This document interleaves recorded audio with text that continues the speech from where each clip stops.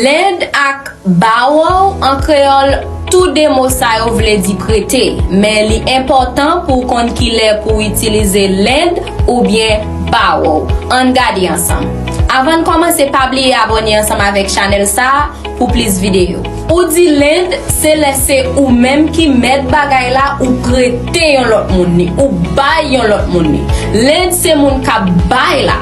Alors que bawo lui-même c'est moun qui prêter bagay là nan men moun ou bien moun qui recevoir bagay là. On bay quelques exemples pour nous. May I borrow your pen please? May I borrow your pen please? Est-ce que m'ka prêter pli moi s'il vous plaît? Ça c'est moun ka mande prêter à moun ka recevoir. Moun ka bay la lui-même li ka di, "Okay, I lent you my pen for 1 minute." M'prêter au pli moi pour 1 minute. I lent you my pen for 1 minute. C'est lui-même ka bay la. Nous utilisons bawo pour moun ka recevoir, alors que l'aide c'est pour moun ka bay la. Et dans cette phrase ça, qui sont à utiliser? L'aide ou bien bawo? Quittez le commentaire, n'a répondre nous toutes.